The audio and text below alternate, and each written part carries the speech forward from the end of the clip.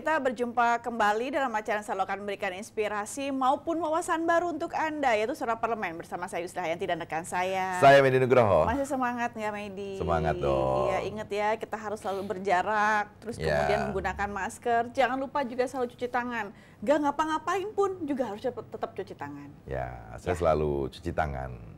Benar. Selalu jaga jarak dan selalu menggunakan masker. Ini penting sekali. Benar. Jangan bosan ya, selalu mengingatkan ke teman-teman, saudara, di keluarga, di rumah. Betul. Kalaupun misalnya lagi kumpul-kumpul pun juga harus, walaupun kita ada bercandanya, tapi awas jangan deket-deketan. Nah, itu juga perlu loh. Itu perlu loh untuk terus mensosialisasikan pada protokol kesehatan ini. Dan katanya klaster apa yang justru sering muncul adalah saudara dan teman dekat.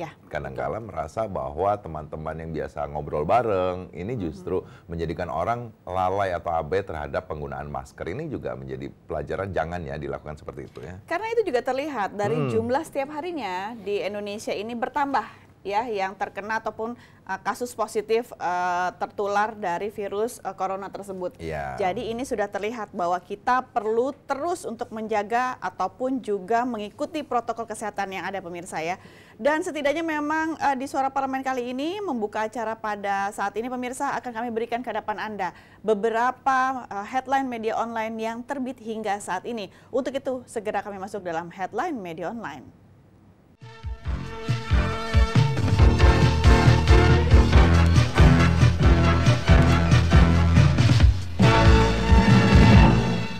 Headline media online yang pertama saya akan bacakan di detik.com. Akan dipolisikan, mengatakan saya tak berniat permalukan siapapun. Ketua Tim Pemenangan Arifudin Munarfri atau API, Rahman Bando, Erwin Aksa bakal melaporkan pendiri Polmark Indonesia, Saifullah Fatah, ke polisi. Pun menegaskan tidak berniat untuk mempermalukan siapapun. Mengatakan bahwa penjelasannya mengenai meme atau infografis yang memuat penanganan atau pemenangan Api Rahman tak lebih untuk meluruskan kesalahpahaman yang berkembang. Ia enggan persoalkan ini dimanfaatkan lawan Api Rahman di Pilkada Makassar.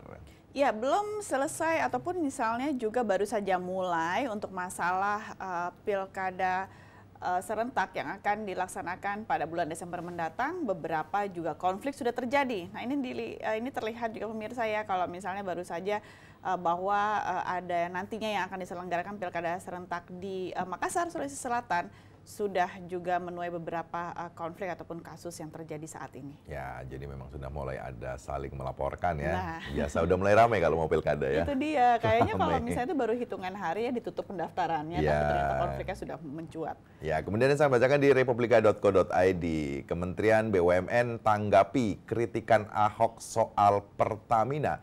Kementerian BUMN memberikan ruang untuk direksi dan komisaris melakukan komunikasi. Kementerian Badan Usaha Milik Negara atau BUMN angkat suara mengenai kritikan Basuki Cahayapurnama atau Ahok kepada direksi Pertamina. Hal tersebut dituangkan Ahok saat menjabat sebagai komisaris utama Pertamina. Dalam sebuah video berdurasi sekitar 6 menit yang diunggah akun Poin di media sosial YouTube.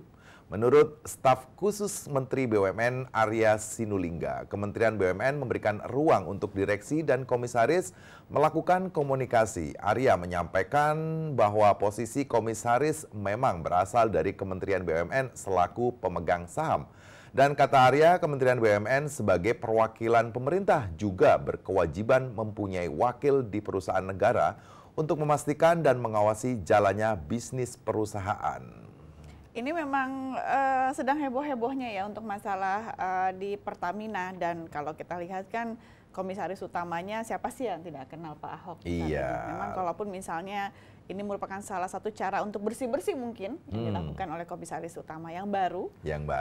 Dan apakah juga nanti ini bisa tertangani dengan baik, setidaknya bentuk komunikasi terlebih dahulu yang memang disarankan oleh Kementerian BUMN untuk Pertamina. Ya, dan masih diangkat di fifa.co.id, masalah Pertamina, Ahok sebut Peruri gendeng minta duit 500 miliar ke Pertamina. Komisaris utama Pertamina Basuki Cahayapurnama alias Ahok mulai menunjukkan taringnya, dan kali ini ia membongkar kebiasaan yang dinilainya tidak waras antar BUMN. Ia bercerita BUMN pencetakan uang Perum Peruri meminta uang kepada Pertamina sebesar 500 miliar untuk proses paperless dan Ahok menilai ini tidak masuk akal. Ahok menyindir untuk apa uang tersebut. Apakah itu mau dipakai untuk hanya tidur 10 tahun dan tidak mau bekerja lagi? Nah, mulai ada lagi. Ini sudah mulai ada lagi dalam kondisi di tubuh BUMN Indonesia. Kalaupun misalnya memang satu demi satu, tahap demi tahap oleh Komisaris Utama dari Pak Ahok ini sudah mulai terbongkar ataupun dibongkar, nah ini harus juga diberikan pernyataan untuk masalah kebenarannya. Apakah dengan kondisi tersebut ini benar adanya misalnya kebutuhan untuk paperless tersebut sehingga dibutuhkan dana yang begitu besar. Nah ini kan butuh juga statement untuk pembenaran ataupun kondisi diberikan kebenaran yang sejelas-jelasnya agar masyarakat dapat menilai dengan baik. Ya, kenapa dari Peruri kenapa harus minta uang ke Pertamina ya? Nah, itu uang yang bensin tadi. Kali ya? Itu dibutuhkan setidaknya pemberitahuan lah ya ke seluruh masyarakat secara open, secara terbuka, daripada pers conference mungkin saja, karena kan masyarakat juga butuh jawaban yang benar agar tidak terjadi simpang siur atau banyaknya informasi-informasi yang belum tentu benar. Dan pemirsa, setelah ini kami akan jeda terlebih dahulu karena kami sudah siap dengan tema pada hari ini. Jangan kemana-mana, masih bersama kami tentunya di Suara Parlemen.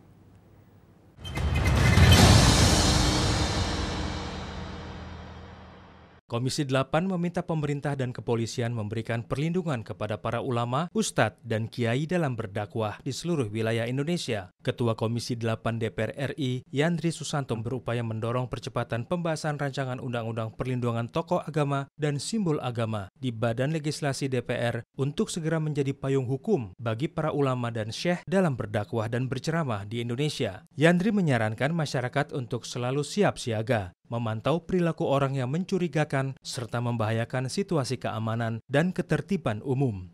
Sebenarnya penusukan siapapun kita prihatin, tapi ini kan lebih menjadi perhatian publik karena itu ditusuk di masjid dan orang sedang melakukan tentang upaya kebenaran dan mencegah kemungkaran, kira-kira gitu, ternyata dia ditusuk.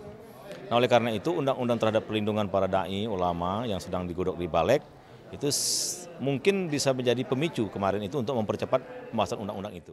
Sementara itu, anggota Komisi 8 DPR RI, Nur Hasan Zaidi, mengatakan peristiwa penganiayaan terhadap para ulama dan kiai sudah sering terjadi di Indonesia. Ini disebabkan kurangnya kesadaran dan pendidikan moral dalam kehidupan berbangsa. Untuk itu, kepedulian terhadap para tokoh agama harus dibangun melalui kekuatan regulasi dan perlindungan keamanan dari aparat kepolisian. Dan makin urgennya segera RUU ini segera diselesaikan, RUU Perlindungan Tokoh Agama dan Simbol Agama ini.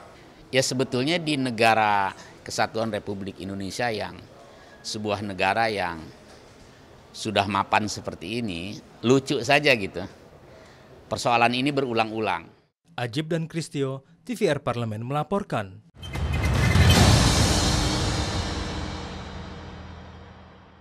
Ya, Anda masih bersama kami di Suara Parlemen. Pada sore hari ini ada temanya kekerasan terhadap anak karena pembelajaran jarak jauh. Segitunya ya?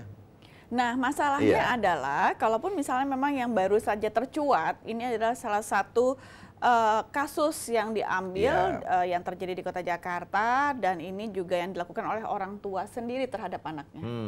Jadi kaitannya anak mungkin merasa bahwa tidak mau belajar kali ya? Ya, orang tua merasa anaknya kurang bisa untuk menangkap pelajaran dengan baik. Karena juga orang tua juga mungkin saja menuntut terlalu banyak kepada anaknya dengan kondisi yang ada sekarang.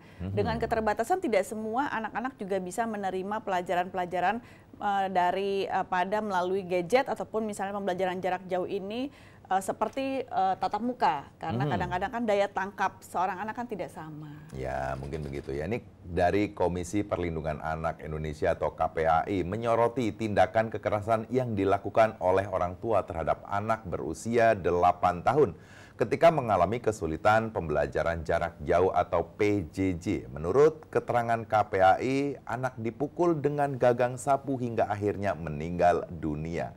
KPAI prihatin dengan perbuatan kedua orang tua korban yang menguburkan sendiri jasad anaknya ke tempat pemakaman di Cipalabuh, Lebak, Banten. Dalam kasus ini, orang tua korban terancam hukuman maksimal 15 hingga 20 tahun. Ya, kalaupun misalnya memang mendengarkan cerita dari teman terdekat saja, secara pribadi saya juga sering sekali mendengar hasil curhatan para orang tua, terutama ibu-ibu ini, yang saat ini katanya sudah mulai pusing dengan bagaimana mencari cara untuk mengajarkan anak-anak yang memang pembelajaran jarak jauh. Ternyata tidak mudah dan akhirnya juga semua orang tua jadi paham ya bahwa menjadi seorang guru itu sangat sulit sekali, apalagi dalam konteks menghadapi berbagai macam karakter anak-anak dalam satu kelas. Ini juga menjadi tantangan kita sebagai orang tua untuk jauh lebih sabar dan jauh lebih mengerti dengan kondisi anak-anak, karena memang tidak semua anak-anak bisa menerima pelajaran dengan mudah melalui gadget. Gak gampang jadi guru, artinya orang tua yang mungkin merasa jengkel, merasa apa ya, emosi, iya anaknya dong. nggak bisa. Harus paham, harus karena paham dong, pada saat kita belajar menggunakan online, kadang-kadang jaringan itu terputus. Di saat jaringan terputus, tadinya mau menangkap sebuah mata pelajaran, malah terputus, malah jadi buyar. Ya. Itu saja kita yang sudah berusia seperti sekarang, bagaimana dengan anak-anak yang sebenarnya belum begitu paham dengan kondisi yang ada. Terus udah gitu juga mungkin anak-anak juga stres karena tidak masuk sekolah, tidak bertemu dengan teman-teman, di rumah saja.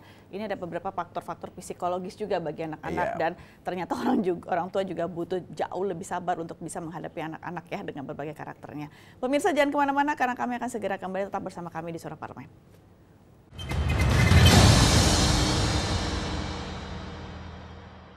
Komisi 2 DPR RI meminta pada KPU, Bawaslu, dan seluruh stakeholder terkait memperketat protokol kesehatan jelang pelaksanaan Pilkada 2020 dan menindak tegas pelaku pelanggar protokol kesehatan agar Pilkada tetap berjalan aman dan lancar. Ditemui di Gedung Nusantara, Kompleks Parlemen Senayan, Jakarta baru-baru ini, anggota Komisi 2 DPR RI Samsur Rizal mengungkapkan Pilkada 2020 harus tetap berjalan dan kesehatan masyarakat harus tetap terjaga. Dalam APBN sudah ada pengadaan APD bagi petugas lapangan dalam pilkada. Klaster pilkada sangat mungkin terjadi.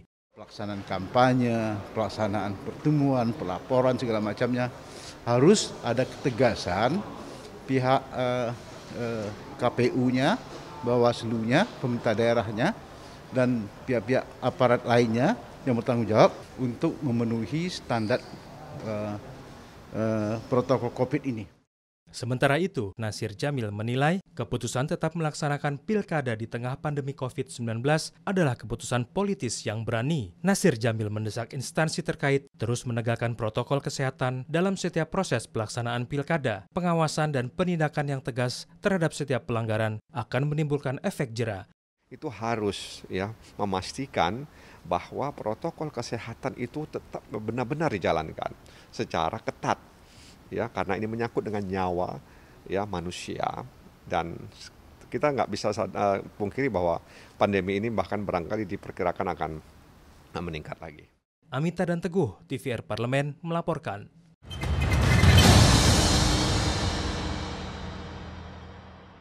Komisioner KPAI Retno Listiarti menyatakan dengan metode PJJ semestinya orang tua bisa bersabar dan anak-anak jangan sampai menjadi korban kekerasan. Sejumlah akademisi yang fokus terhadap dunia pendidikan memang khawatir dengan adanya PJJ.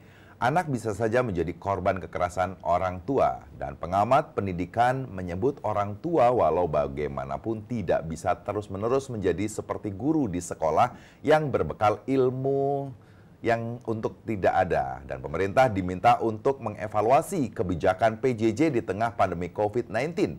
Diharapkan ada win-win solution untuk dunia pendidikan tanah air di masa COVID-19 ini. Mungkin saja salah satu solusinya adalah kita sebagai orang tua kurangi untuk banyak tuntutan kepada anak-anak.